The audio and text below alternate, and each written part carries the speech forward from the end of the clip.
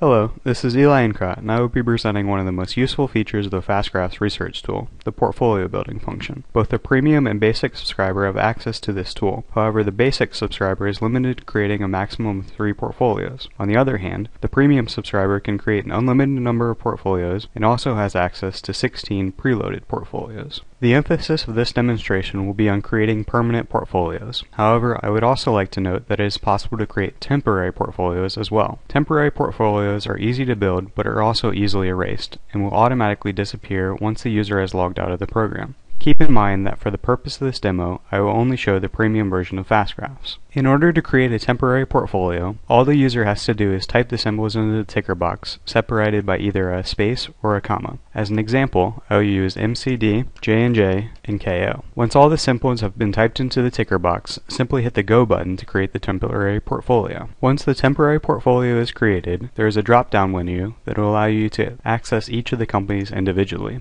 Alternatively, you can scroll through the companies by clicking the black arrow. To remove the portfolio, you click on the red X, where it will prompt you to make sure that you want to remove the list. If you are sure, just hit OK, and the portfolio list will disappear. You are now back to your traditional FastGraphs default page. Finally, you can also go directly to the portfolio review section when using a temporary portfolio. Simply click the green button with a capital R. This will take the user directly to the portfolio review section for the companies that you inputted into a temporary portfolio. From here you can review the companies together on a variety of different metrics. This will be covered in more detail as we walk through the permanent portfolio feature. The user can create a permanent portfolio by clicking the portfolio button above where you would enter ticker symbols. Unlike temporary portfolios, these portfolios can be kept and maintained for as long as the subscriber wishes. Permanent portfolios are quick and easy to build, and the appropriate fundamental data points can be manipulated and organized to the user's liking. As previously mentioned, the premium subscriber has access to these 16 preloaded portfolios and can create an unlimited number of additional portfolios. The basic subscriber can create a maximum of 3 portfolios and will not have access to the preloaded portfolios. To create a new portfolio, simply click in the Enter New Portfolio Name Here box to name your portfolio. As an example, I have named a portfolio Example. Then hit Add or Edit and a new portfolio will be created. This will take you to the Edit Portfolio Ticker Symbol list where you can enter or paste stock symbols. As an example, I will create a portfolio with the following tickers: KO, J&J, MCD, Walgreens, and Walmart. Click Update and your portfolio will be created. Note that because Standard & Poor's Capital IQ is a global database, it is possible some tickers are listed on multiple exchanges. Thus you might have to indicate which company you are referring to. To accomplish this, simply click the Edit Tickers button for the selected portfolio.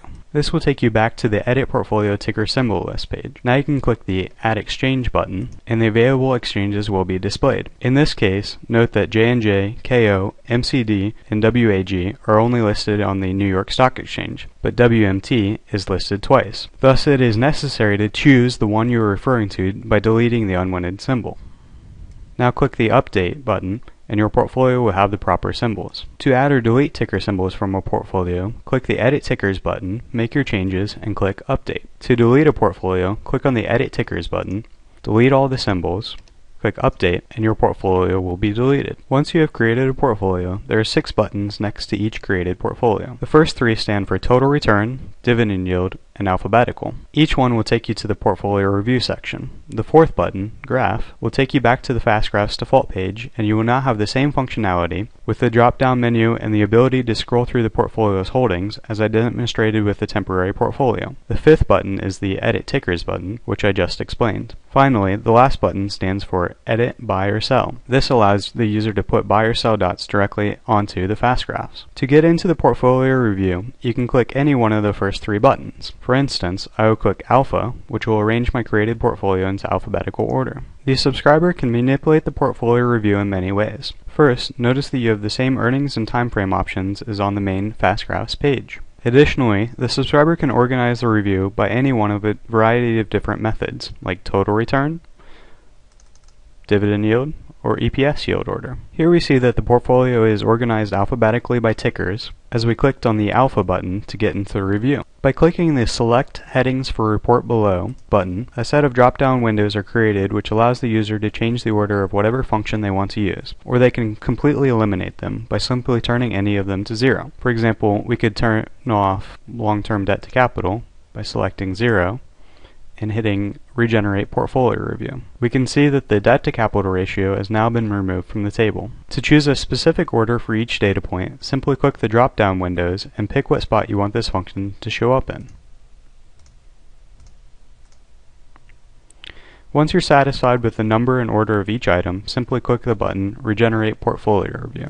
To get back into the graphing function, all the user has to do is hit the graphing button up here on the top, and it takes you back. Alternatively, you can also click on the company's ticker and it will take you to that company's FastGraphs page. Perhaps the best feature of the portfolio function of the FastGraphs research tool is the ability to manage your own portfolio with more transparency and perhaps clarity than ever before. By simply clicking on the Edit Buy Sell button, you will be able to input buys and sells on any stocks that you own in your portfolio. Simply put B or S for buy or sell, the trade date, the number of shares, and either total amount or per share amount. You can leave one of the last two columns blank, as FastGraphs will automatically calculate the missing data. Once you click Update, this information will be saved into your portfolio. For efficiency's sake, I have already inputted a buy and sell for McDonald's. Additionally, if you have your buy or sell data available in Excel format, you can simply copy and paste the information into this box, and it will automatically populate. Note that the order of the data must be the same as the headings that we see above. The tutorial on how to do this will be attached to this video. By clicking on the Go Back to Portfolios button, we can go back to our portfolios.